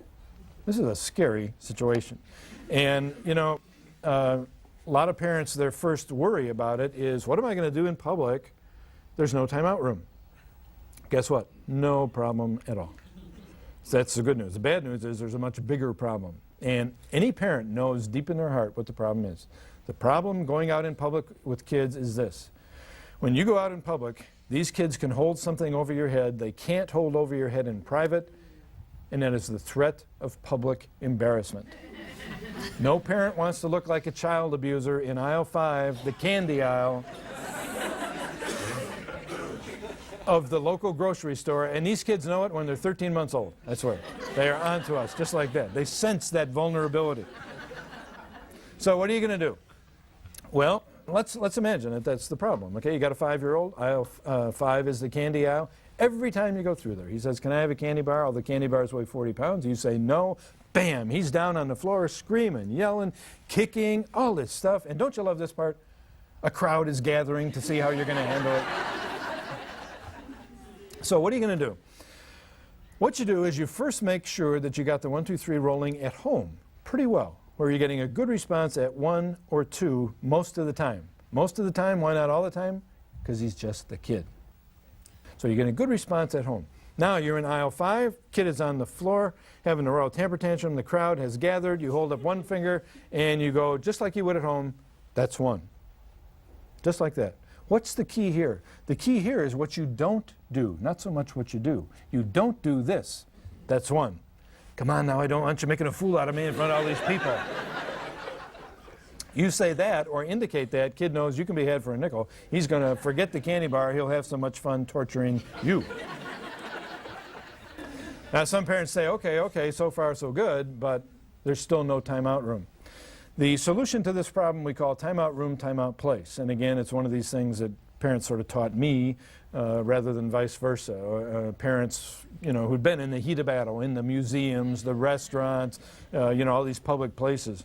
Timeout room, timeout place. I'll give you some examples from the grocery store. One couple had a little 2-year-old, and when he would hit 3, they would just stand there in the aisle, right on the spot, holding his hand for 2 minutes. Wouldn't talk to him. You don't talk to him during timeout. Another couple would pick the kid up, put him in the cart. 2 minutes. Timeout room. Corner of the store. Timeout. Timeout place. Bathroom in the store. Timeout room. Kid's old enough, you can time him out to the front of the store. If you feel comfortable, you have a 10-year-old, you say, that's 3, I want you in the front of the store, and I will meet you when I am done.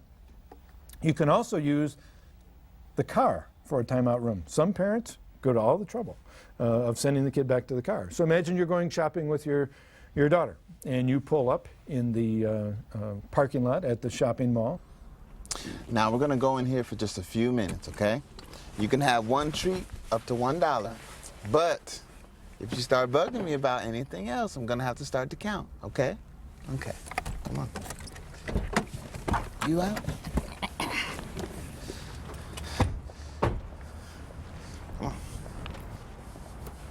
Well, sure enough, she gets some stuff up to about 90 cents. Then she wants more. She starts bugging you. You say, that's 1, that's 2, that's 3. You bring the little girl back out to the car. She sits in the car for the duration of the time. Some parents say, that's a lot of trouble to go through. Yeah, it is, but it's an investment in your future. So where can you do the timeout? You can do the timeout lots of places when you are out in public. I've had some parents, and I say, you know, what do you do in this aisle 5 thing with the candy bar tantrum? And these parents smile. I say, why are you smiling? They say, I just leave them there and go around aisle 6 by myself.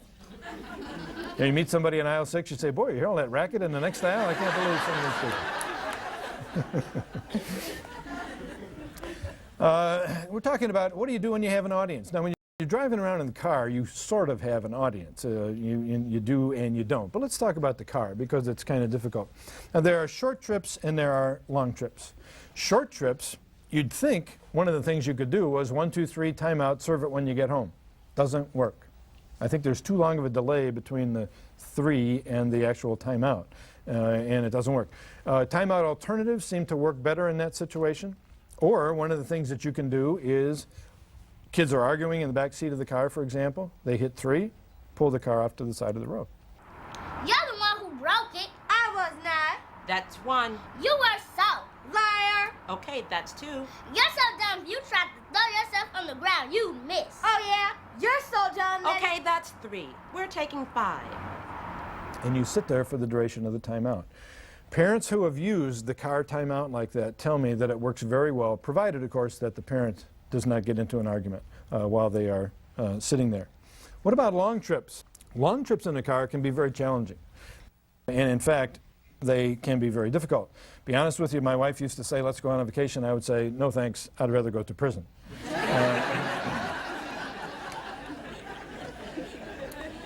And she'd say, what's the matter with you? Are you having a bad day? I say, no, I'm not having a bad day, but when we go on vacation, there's 2 prisons. The first has 4 wheels, that's the car, and the second has 4 walls, that's the motel room.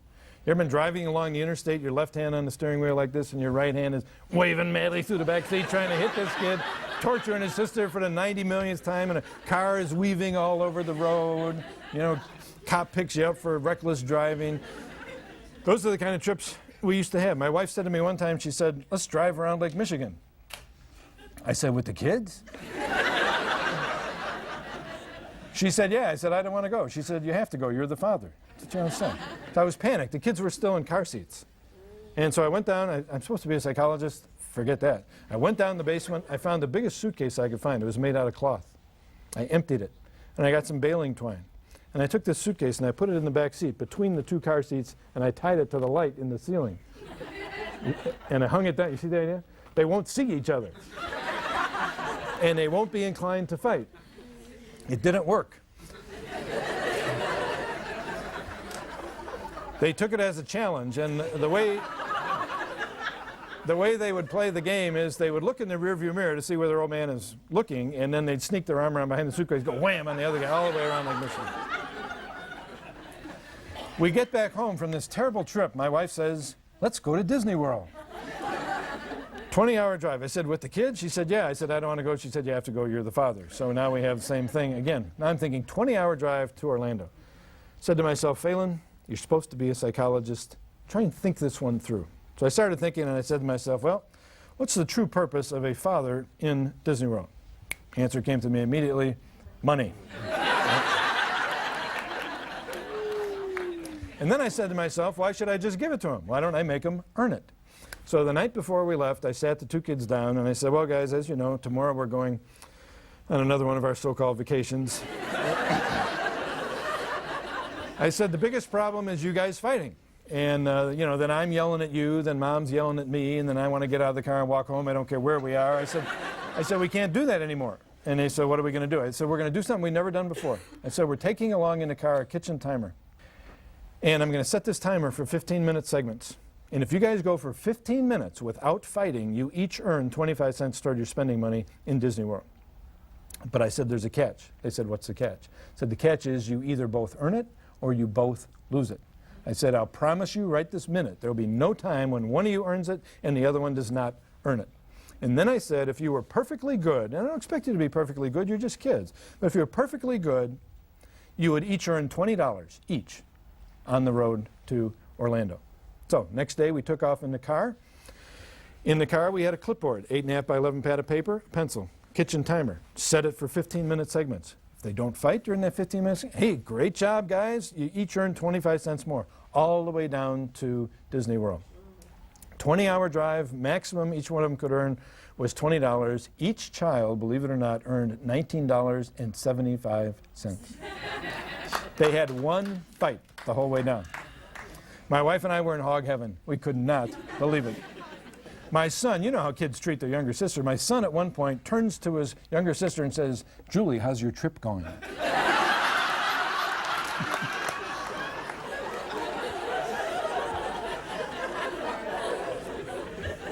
You appreciate how weird that is, right? People say, what'd you do on the way back? On the way back, we didn't do anything, and they had 2 fights. Now, we get back home, fairy tale's over. They resume their normal sibling rivalry. We resume the normal 1, 2, 3. You never cure sibling rivalry, by the way. But it was one of the best vacations we ever had. Now, that's not the only thing you can do. You can do the car bingo game, the alphabet game, the color game. You want to go from here to Door County. You leave at 4 in the morning. The kids sleep through most of the trip. I had a family once, and they went from Chicago to Arkansas for a family reunion, 15-hour drive. They had 2 ADD kids, a boy and a girl, each kid worse than the other one. And they got this trip. This guy put on his thinking cap. He went to the store and bought a VCR which plugs into the cigarette lighter. And then he went to the video store and he rented 20 movies. I said to him, he left, I said, good luck, tell me how it went when you get back. Guy comes back, I said, how did it go? He said, great. He said, there was a short fight every 2 hours when they changed the movie. And then peace and quiet for 2 hours, and that was it. So there's a lot of things you can do on these trips. You know, you put one in the front, one in the back. The main thing is to put your thinking cap on. Don't just hop into the car and think, isn't this going to be a lovely trip? There are 3 situations in which children present adults with problems that require some minor modifications in the 1, 2, 3 procedure. These are sibling rivalry, temper tantrums, and pouting. Dr. Phelan explains. Okay, there are certain things when you're doing the 1, 2, 3 that you have to vary the method just a little bit because of the nature of the problem. And those are sibling rivalry, temper tantrums, and pouting. Now, sibling rivalry at home, fighting between kids at school for a teacher or playground supervisor or something like that. But it's complicated because there's 2 people involved in it. So I have several basic rules. The first rule is when the kids are fighting, 90% of the time, count both of them. Unless one is the obvious, unprovoked aggressor, and you are absolutely positive, but be very careful because by now you know what? Kids are tricky. You can be there the whole time, some of the time, see the whole thing, and you're still not sure who started it. Ever been riding in your car, for example? You're in the front seat, your 2 kids are in the back. Your left hand's on the steering wheel. From the back seat, you hear this voice say, Mom, he's looking at me again. What is your son stalking your daughter in the back seat? What do you say? You say, that's 1 for both of you. You're going to count both kids.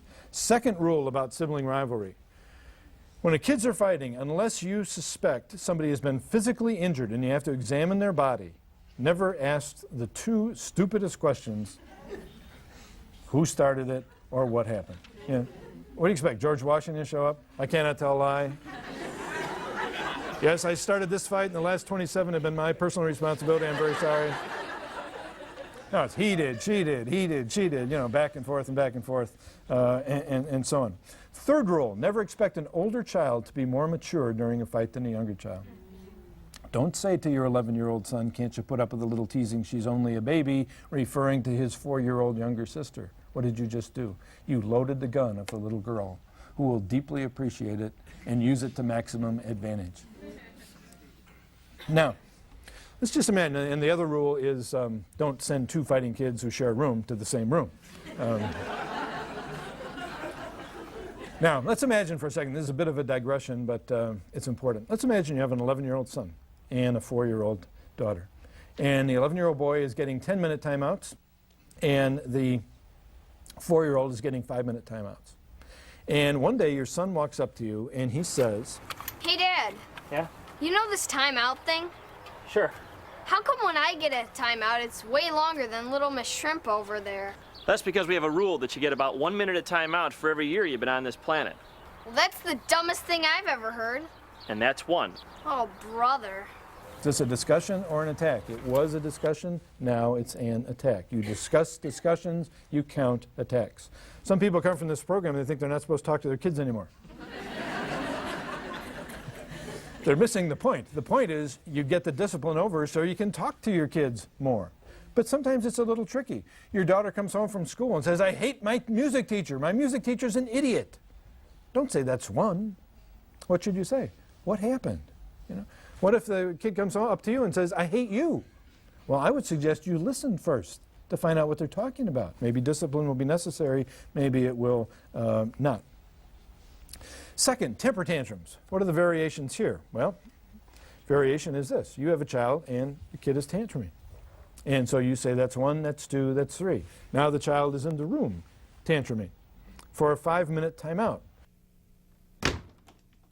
Boy, this is dumb. This is so dumb, it's beyond description. Are you gonna be sorry? I'm never coming out again as long as I live. See if I ever eat any of your rotten meals again. 5 minutes have gone by, but what's not done is the tantrum. So what are you going to do?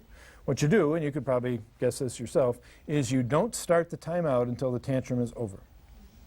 So if the kid wants to tantrum and yell and scream for 30 minutes, 5-minute timeout starts after 30 minutes. 3 hours, 3-hour tantrum could be a room wrecker. Timeout starts after 3 hours. And don't be sticking your head in there every 5 minutes and, "Come on now, don't you think that's enough? You know, we miss you. You have homework to do," all this kind of, just be quiet and let them go at it. Make sure the room is safe if you're going to do that. And the third variation is pouting. Pouting is a passive behavior. It's designed to make you feel guilty. If you do feel guilty, that's your problem. You know, why should you feel guilty for trying to be a good parent? So you say to your 8-year-old daughter, she's sitting on the couch watching TV, "Please turn off the TV and get ready for bed." You get the face. What do? You just walk away and ignore it. You do not need to count it. Only time we do something different is if we get what we call an aggressive pouter. An aggressive pouter is a kid who follows you all around the house to make sure you don't miss a minute of the sour puss. That's one. We're not going to let them rub our nose in it.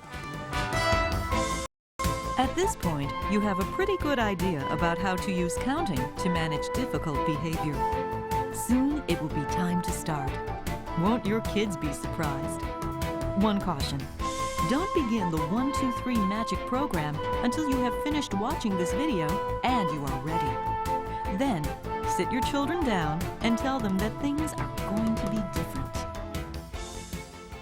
How do you get started with the 1, 2, 3? You know, some of you are probably wondering, do I just go home and start throwing numbers all over the place? Or do we tell the kids? Yes, we tell the kids something is coming, something's going to be different. And I'll tell you the home version and the school version of what we call the kickoff conversation. It's the shortest chapter in the book. At home, you sit the kids down, mom and dad preferably, even if you're not living together, it's a good idea to do the kickoff conversation together if you're going to, both spouses are going to do it. So you sit the kids down between the ages of approximately 2 and 12. Okay, guys, now that's the 1, 2, 3. Now there's one thing about this that you'll like and one thing you won't like. Now what you won't like is that if you do something pretty bad, like swear or hit, that's an automatic 3, and you'll get more time. What you will like is once you come out of the rest period, we won't talk about what happened at all, unless it's something really unusual. So, any questions? I think Mom went to the bookstore again. How long do you think this one's gonna last? Don't expect them to get the idea until you actually start doing it. Some kids learn the 1, 2, 3 by being counted themselves. Some kids learn the 1, 2, 3 vicariously by watching their brothers and sisters get timed out and come. But the first time you say that's 1, they don't have a feel for what it is until they've actually been through it or seen it. What do you do in school? If you're a teacher in school, it's easier to start the 1, 2, 3, of course, in the beginning of the year. But you can start it during the middle of the year if you want. You start at the beginning of the year, what a lot of teachers do is they will take the first week of school, and at different times during that week, they will explain the 1, 2, 3 to their classroom. So here you can imagine a teacher standing up in front of the class, and she is explaining it to the kids. Here's the deal, kids. This year we're going to use something called counting. Here's how it goes. Suppose you're talking to your neighbor, or getting out of your seat, or doing something else you're not supposed to. I'm going to say, that's 1. That's your first warning. Let's say you do something else you're not supposed to, whether it's the same kind of thing or something else. I'm going to say, that's 2. That's your second warning. To keep track of how many times I've had to count you, we're going to use this behavior stoplight. Each one of you has a clip that has your name on it. What I'm going to do is I'm going to move your name from green up to yellow if I have to count you. If you continue that kind of behavior and you don't improve it, I'm going to move you from yellow up to red. That means a note goes home to your parents. Second week, the kids explain the program back to the teacher. Can anyone tell me what kinds of things we're going to be counting? DeMarco? Kicking. You're exactly right. Anybody else? Can anybody else tell me what kind of things we're going to count? Stephanie? Talking out loud. You're exactly right. That's another thing that we would count. Some teachers have also used our video. Kids are very interested in the 1, 2, 3 video because children love to see other kids getting in trouble. So it'll hold their interest. And the second week, then, when the teacher is getting the explanation from the children, a lot of teachers also have a parent night, and where they explain a lot of stuff. Among them, they may explain the 1, 2, 3 to the parents, and they may show part of the video so the parents have that. Then what can you do during the year? Well, if you're a teacher and you're having a behavior problem with this kid, you can get together with the parents, and you can do 1, 2, 3 at home, 1, 2, 3 at school, and you can coordinate, which makes things usually a lot more effective. When you start using the 1, 2, 3, many children will cooperate immediately. That's the good news. Other kids, though, are going to give you a hard time right away. We don't know of too many children who ever thank their parents or teachers for watching this tape. So, our countdown to sanity continues with the 6 kinds of testing and manipulation, and exactly how to handle them. In the beginning, I told you that when you start out, especially parents, not so much teachers, but when you start out, half the kids are going to cooperate, and the other half of the kids at home are going to give you a hard time. We call this testing and manipulation. Good parents are what? Warm and demanding. Warm means warm, supportive, you're there for the kids, you take care of them and all that. Demanding means you ask the kids to do things. You tell them they cannot do things. Get up in the morning, go to bed, do your homework, and all this kind of stuff. If you're doing your job as a parent, you are irritating your kids regularly. Sounds kind of funny, and people often laugh when I say that, but it's really true. Now, when you're frustrating a child by asking them to do something, they have 2 choices. They can cooperate, or they can test and manipulate. And we're going to talk about testing and manipulation. If they test and manipulate, they have 6 choices, which I'm about to present to you, the 6 different types of testing and manipulation. So when kids are testing, what are they doing? They're trying to get their way. Hey, I don't want to cooperate. I don't want to go to bed. I don't want to stop teasing my sister. I do want those Fritos. And so I'm going to try and put some emotional pressure on you, mom or dad or teacher, so you will give me my way. That's testing and manipulation. So testing has a purpose, but testing can have a second purpose as well, and that is this. You'll notice some of the time that kids will test you when they're not getting their way, and you still don't give them their way, but they continue the testing behavior. Why would they do that? Answer is simple. It's revenge. Mom, Dad, teacher, you didn't give me what I wanted. You're going to pay. Does this mean the kids are professional criminals? No. Does it mean they're mentally ill? No. Natural response. I didn't get what I want. I'm mad, and you're going to get it. Let's look at the different kinds of testing and manipulation. The first one is badgering. Please. Please, Mom. Please, come on. Mom. Please, just this once. Please, just this once. Mommy, come on. One time. Mommy.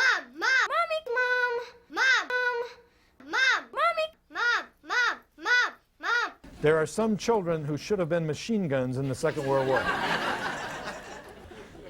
That's badgering. Just give me what I want, give me the stupid thing, and I'll shut up. Second tactic is temper, or what we sometimes call intimidation. This can involve yelling at you. Little kids throw themselves down on the floor, bite their arm, bang their head, scream. Older kids may accuse you of being a bad parent. This is so dumb. I can't believe it. All my friends think you guys are nuts. Can I go outside for 2 minutes? No. I have to do homework. Third tactic is threat. That's it. I'm running away from home. I'm never doing another bit of homework. Ever. I'm never gonna eat again. One little girl came down to her mother just a couple weeks ago, and her mom wouldn't let her sleep over to friends. Little girl, really cute. She's nine years old. She walks into the kitchen. Her mom is cooking dinner. Little girl stands there, looks at her mom, and says, "I'm going to stand here and stare at you until you change your mind."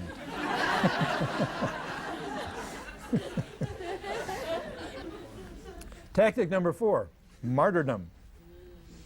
Crying, pouting, looking sad, looking teary, saying stuff like, No one around here loves me anymore. I never get anything. Well, I guess nobody around here loves me anymore.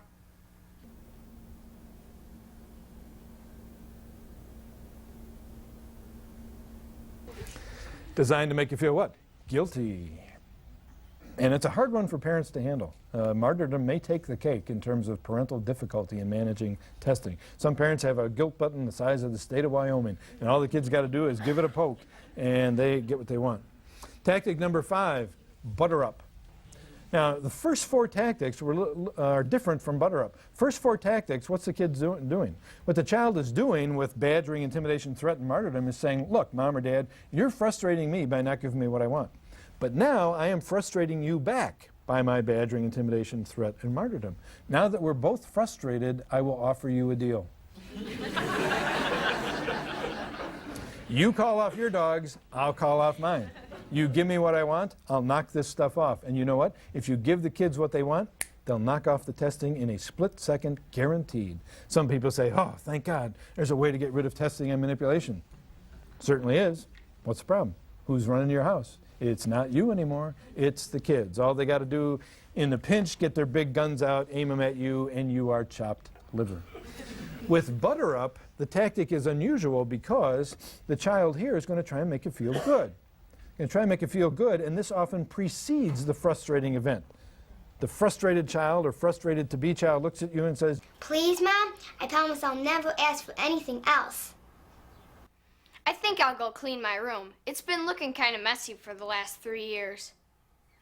You've got the prettiest eyes of anybody on the block.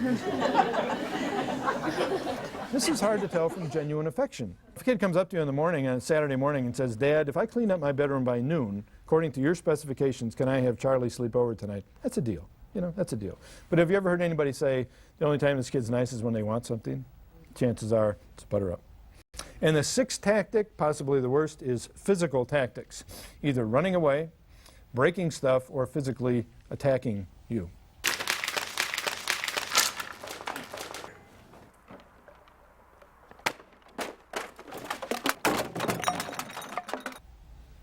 Kids can throw stuff around, but it's something where they use their arms and their legs more than their words to get what they want. In our research, the favorite tactics of kids are numbers 1, 2, and 4, which means badgering, temper, intimidation, that's 1, and martyrdom. Girls like martyrdom more than boys, as you might expect, and guess which sex likes temper? Boys like it more than girls. Both sexes seem to like badgering. Now, testing tactics, I'm giving you kind of the pure testing forms, if you want. These tactics can be combined at different times. So a child could be doing butter up and badgering at the same time. So please, you know, please, please, I promise, I promise, I promise, and all this kind of stuff. It could be what we call a 51 pattern. There's one combination that's very, very famous. In fact, I've debated putting it on the testing list as number 7. And in some research we did recently where we asked parents, what's the most obnoxious thing your kids do? This was the number 1 thing of all the things that parents reported to us. The tactic, it's a testing tactic, it's a combination. It's a combination of number 4, martyrdom, and number 1, badgering. The word describing it starts with the letter W. Whining, that's correct, whining. Whining drives parents insane. What are you going to do with whining? You're going to count whining. Some people say, oh, she looks so frail when she whines. She looks like she's going to fall into a million pieces. Count whining. You know, it'll end it, and that's the end of that. You don't need a whole book on whining. Now, you understand the 6 types of testing and manipulation. Now comes the $64,000 question. Think of your kids one at a time. If you're a teacher, you can do this mini behavioral analysis for each of the kids in your classroom as well. And for each child, student or son or daughter, answer this question. Does this child of mine have a favorite tactic on the list? One that they use over and over and over. I see some people nodding yes, which is often the way it is. If your child has a favorite tactic, that's bad. Why is it bad? It's working for them.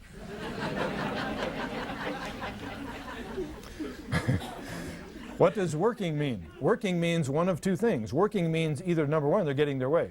How does a kid know if he's getting his way? You give it to him. You give him the Fritos at 6 when he shouldn't have them. You let him keep teasing his sister when he shouldn't do that. You don't make him go to bed. How does a kid know if he's getting effective revenge? This takes us back to what? The no talking, no emotion rules. If this little child can get big old you all upset and yakety yakety yak, they know they've gotten effective revenge. Dad says to his 9-year-old son, please turn off the TV and finish your homework. Kid blows. He pulls a number 2. Okay? Major nuclear tantrum. What's Dad's reaction? Dad has a counter temper tantrum. He gets mad worse than the kid. What's the final score of this interaction? Child 5, Dad 2. Kid wins. He got Dad to blow. Does he know how to press his old man's buttons? You bet your boots. Is he going to do it again in the future? You bet your boots he's going to do it again in the future. He has that tactic for revenge, even though he's not getting his way. So now you know what you cannot do with testing and manipulation. When your kids are testing, number 1, you cannot give them their way. And number 2, you have to keep your cool so that you don't give them effective revenge. Now we're talking something that is not easy at all. Very difficult. So let's imagine you leave this workshop, you know, and you think, okay, I'm on to this kid now, you know, I'm not putting up with any more of this stuff. And you go home. It's great. It's really nice. Hey, honey. Dad, can we go for ice cream real quick? Oh, sorry, honey. It's too late. You know, and I've got to call your Aunt Martha. Please, just this once. Please. Sorry. That's really stupid. The old bag can wait a few minutes. You watch your language. See if I ever do anything for you anymore. I never get to do what I want. Please, Dad. I promise I'll go to bed 15 minutes early and brush my teeth without complaining. What's she doing? She's switching tactics on you. Now, switching tactics can be a sign that you are actually handling things effectively. She's going from one thing to one thing to one thing. But parents often say to me, is that what I'm going to have to go through? And the answer is no. Because why? How are you going to handle testing and manipulation? Now we return back to a very simple part of the 1, 2, 3 program. If I asked you, if you look at the list, badgering, temper, threat, martyrdom, forget butter up, and physical tactics, and I said, is this stop behavior or start behavior? You'd say it's stop behavior. That's correct. It's obnoxious behavior. What do you do with that? You count it. So the simple answer is testing and manipulation has to be recognized and then counted. Remember the Twinkie example? Little girl says, yeah, but I want one. What is that? Tactic number 1, badgering. She already had the explanation why she couldn't have it. Now she's badgering her mother. Parent says that's 1. Then the little girl says, you never give me anything. Which one is that? Number 4, martyrdom. That's correct. Parent says that's 2. Then the little girl says, I hate your guts, I'm going to kill myself and run away from home, which is an obvious 23 combo. Little bit of temper, little bit of threat. Parent says that's 3, take 5, child is gone. So testing. Some of the real bad stuff, like in temper, you know, if they swear at you or try and hit you, that'd be physical too. Automatic 3, and extended time. There's only 2 things on that list that are not counted. One is pouting, which is buried in the martyrdom category. Remember, passive pouting is not counted. The other thing that's not counted usually is butter up. Child says to you, gee, Mom, you got the prettiest eyes of anybody on the block. You would not say, that's 1. It would be fairly strange. So testing and manipulation, by and large, you have to think in terms of testing and manipulation. And what's your cue? Your cue is you just frustrated your kid about something. They're frustrated, brace for it. Don't say, oh, I hope he doesn't give me a hard time. Just say, I'm the parent, you're the kid, shoot away, and I will count it if I have to. When you first begin to use counting for difficult behavior, sometimes your kids will cooperate and other times they will get upset. It's very important to keep one thing in mind. Just because your kids get frustrated with you does not mean you are doing your job poorly. You are doing your job poorly, however, if you get too exasperated and talk too much. To give you a better feel of how the 1, 2, 3 works, let's look at some examples of counting in action. Okay, counting takes practice, and I found a lot of parents and teachers can go home and they start doing it and they become very adept really in a very short period of time. The other thing about it that's good is that kids learn it in a very quick, short period of time. But it still takes practice. So I want to run through with you a few examples of what we call counting in action. Our first example is a familiar summertime refrain to many parents. This summer is coming up and you're going to be getting this. Kids come into you and they say, there's nothing to do. I'm bored.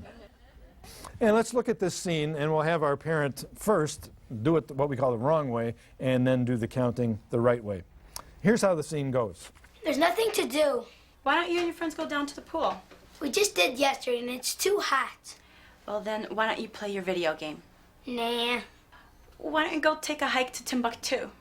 What? Just kidding. Ma, it's not funny. Well, don't be giving me a hard time about it. Everything I have suggested is not good enough for your Royal Highness.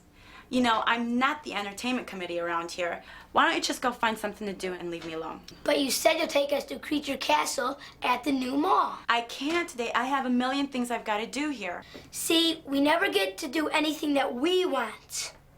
Okay, unfortunate outcome. And parents blowing it, not handling it well at all. Let's do it the right way. There's nothing to do. Why don't you and your friends go down to the pool? We just did yesterday, and it's too hot. Well, then why don't you play your video game? Nah. Well, I'm sorry. I can't think of anything else. I guess I can't help you out today. And anyways, I have just too many things I've got to do around here. You said you'll take us to Creature Castle at the new mall. That's 1. See, we never get to do anything we want. That's 2. Now, you could argue maybe Mom waited a little long to do the first count, but it's still much better. Talking stops, that's 1. I'm not going to argue it anymore. Here's another example. Hey.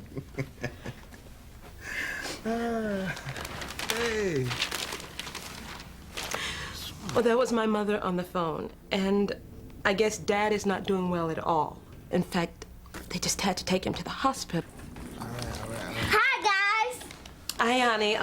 Listen, Mom and Dad have to talk about something very important for a few minutes, so you go outside and play for a bit. I want to be here. I promise I won't listen. No, dear, now. You just go outside and play. I want to stay here. Listen, young lady, we're not going to tell you again. I just want to talk to you guys. Do you want a spanking? Okay, that's 1. Lousy use of counting, okay? Everybody's upset. They're upset to begin with. Now they got the little girl upset. They need some time to talk it over before they tell her what's going on. So let's do this one again. Hey, honey. That was my mother on the phone, and I guess Dad is not doing very well at all. In fact, they just had to take him to the hospital. Do you want to fly out? Because I can call right now. Hi, guys. Hi, honey. Listen, Mom and Dad have to talk about something very important for a few minutes, so you go outside and play for a bit. I want to be here with you. I promise I won't listen. That's one, honey. I want to stay here. That's two. Man, I never get to do anything. Much better. Kid's unhappy, she'll get over it. You know, parents have time to talk about a more serious subject. Another example, little boys are always fascinated by their father's power tools. So we have this scene. Mom, I want to use Dad's jigsaw to cut something out. I don't think so. You better wait till he gets home. Come on, Mom. I know how to do it. No, I think it's too dangerous. It'll only take 2 minutes. I said no. That's 1. That's 1. That's 2. That's 12. That's 20. That's stupid. That's 2. Didn't know you could count that high. That's 3. Take 10 and add 5 for the mouth. Gee, I'll need a calculator for this one. Mom did very well. Some parents get confused by the kids counting. You know, you say that's 1, they say that's 1 to you too. What do? If it's a super snotty response, that's 2. And guess what they're going to say? You know, that's 2 to you too. Kids counting doesn't mean anything. They might as well say the moon is made out of blueberry yogurt. It means nothing. So you're the only one who's authorized to count. Here's an example of counting in a classroom. This year we're going to be learning about oceans, like the Atlantic Ocean, the Pacific Ocean, the Arctic Ocean, the Indian Ocean. We're going to be learning all about those kinds of oceans, and we're going to be also learning about the creatures that live in those oceans. Stephanie and Emily, that's 1. But it's very helpful for quickly getting rid of that, you know. And notice, that's 1, rather than, come on now, girls, you know you're not supposed to be talking. Now, what are you doing? Now you're getting the whole class upset. We get it over with. Nobody is perfect, and in the 1, 2, 3, we certainly don't expect you to be perfect. So we discussed before we stop what we call slipping. Slipping is you fall off the wagon. You know, you're doing well, and you start talking too much, or you start getting too excited. The causes of slipping are travel, visitors, illness, just plain time, and new babies. And there's probably a few others. But they jolt you. They get you out of sync. And so you don't know exactly where you stand. The good news about slipping is you can recover. You can redo the kickoff conversation if you've been going bad for, you know, had a new baby come and you've been just out of whack for 2 months. Sit down, redo the kickoff conversation. Guys, we've been getting really sloppy. We're going to do the counting again. You can also recover with what we call short-term slipping. You're just having a bad day. And so you start yelling at the kids, and you can recover right in front of them. Let me give you an example. He's hitting me. I was not. You're a pig. Shut up, you idiot. Knock it off, guys. Pig, idiot. Now knock it off. I am sick and tired of you guys picking on each other all the time. Don't pinch me, don't. Okay, gang. I'm not doing my job right. We're going back on counting. As of right now, you're both on 1. You hit 3, and it's 15 minutes off your TV time tonight. It's up to both of you. That's not fair. I wasn't doing anything. Oh, yeah, little Miss Innocent. Now that's 2. Good job by Mom. She recovered. She started by talking too much, getting too excited, and she pulled herself together. Well, it's almost time to get started. Remember that in this video program, we are dealing with difficult behavior, like arguing, whining, or fighting. In our next video, more 1, 2, 3 magic, we'll talk about how to encourage good behavior in your children, such as going to bed, eating, and picking up after themselves.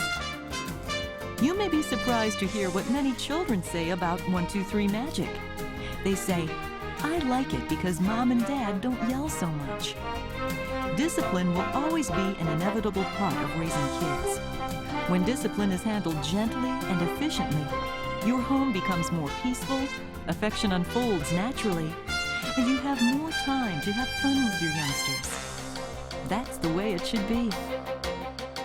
1, 2, 3 works if you do it and you do it correctly.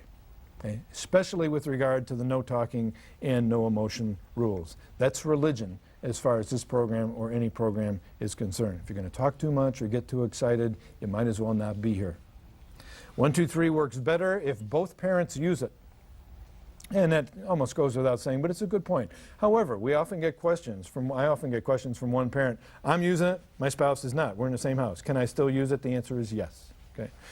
If you're separated or divorced, and you can use it at home even if the other person is not. We hope they're doing something reasonable. Single parents, however, can use the 1, 2, 3 by themselves. And it's also helpful for other caretakers, grandparents, babysitters, preschools, teachers, schools can all use it. What if you're struggling? You've been doing the 1, 2, 3, and you're just having a struggle. Struggles with the 1, 2, 3 can come from several different places. One is marital disagreements. A disagreement with your spouse all the time can get in the way of doing it. So maybe a counselor would be indicated. Counseling can also be indicated when one or both parents has trouble with the no talking, no emotion rules. What can cause that? One thing, just one, there are plenty. One thing that can cause trouble with that is depression. Depression can make some people so passive that the kids run the house. Depression can make other people so irritable that they count way too much. I had a lady once, she told me, she said, I remember laying in bed when I was 9 years old, crying. What were you crying about? I was crying because of the way my parents had treated me that day. They had yelled at me and struck me. And she said, I remember 20 years later, I'm 29 years old, I'm a parent, I'm laying in bed at night crying. What are you crying about? I just did the same thing to my kids. Counseling may be in order. Counseling also may be in order. You may have to look at the kid. The first two things I mentioned, the marital and the last one, are looking at the adult. But some kids are a lot more difficult. Now, the 1, 2, 3 is for average kids as well as special needs kids, ADD kids, oppositional kids, autistic kids. All they have to have is a mental age of 2.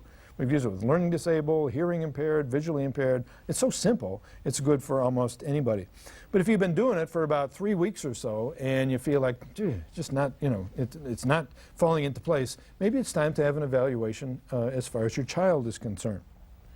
What's the payoff? The payoff is I think you can enjoy your kids and you will feel more, when you get the discipline stuff out of the way, you feel more like listening, like praising your kids, and like having fun with them. Teachers feel more like being with the kids. They have more time for instructions. And your self-esteem as a teacher or a parent, I think, will go up. Discipline problems are shorter. You get them over with. Let's do our Twinkie example. Remember the Twinkie example before? How's it going to go after the 1, 2, 3 has been in place for a while? It might go something like this. Hey, Mom. I suppose it's too close to dinner for a Twinkie. You guessed it. Okay. Oh, did I tell you about Melissa's party coming up? No, tell me about it. Issue's done. It's over with. Taken care of by good discipline. We don't have to have a big fight. One of the best commentaries I ever had on the 1, 2, 3 came from a mother who came to me. She had 3 kids. And she said, you know something, Dr. Phelan? I wake up in the morning depressed on school days. Why are you depressed? The very thought of getting these kids up and out for school is depressing to me. We taught her the 1, 2, 3. She started doing it. She came in and she said, I didn't realize how far I had come with this. She got it shaped up, not perfect, but she was doing a lot better. She said, I didn't realize how far I had come until Christmas vacation. I said, what do you mean? She said, the kids came home for Christmas vacation. We actually had a pretty good time. But she said, I really didn't realize how far I had come until after they went back to school after Christmas vacation. I said, why? She said, I missed them for the first time in my life. So, we hope something like that may happen with you. I want to thank you very much for coming, and I want you to go home and go get them. Good luck with your kids. Thank you. Thank you.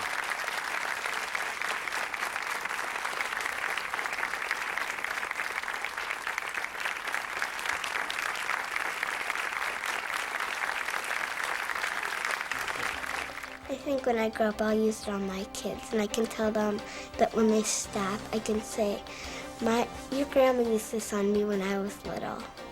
And so then they'll know that I didn't just learn it now, they'll know that I've known it for almost my whole life then.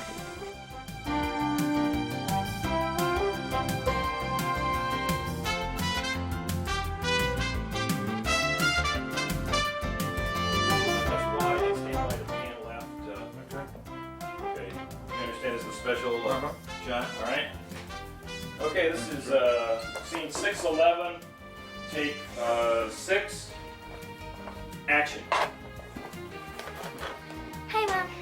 I suppose it's too close to dinner to have a Twinkie. Oh, heck no. Knock yourself out, kiddo. Okay. Hand left. Very funny, very funny. All that work and we got a physical response. Can I eat it? You can take it home with you. Hey, wait. Poor kid got, it's 3 hours till dinner. She can have it. All right, let's do the close-ups on these. Squeaky Should wheel I gets not the open Twinkie. it yet? Oh, it's not really in the scene. As far as I'm concerned, Yeah. you're It'll be. I sleep for hours on those Twinkies, I want you to know. Spirit around your face more.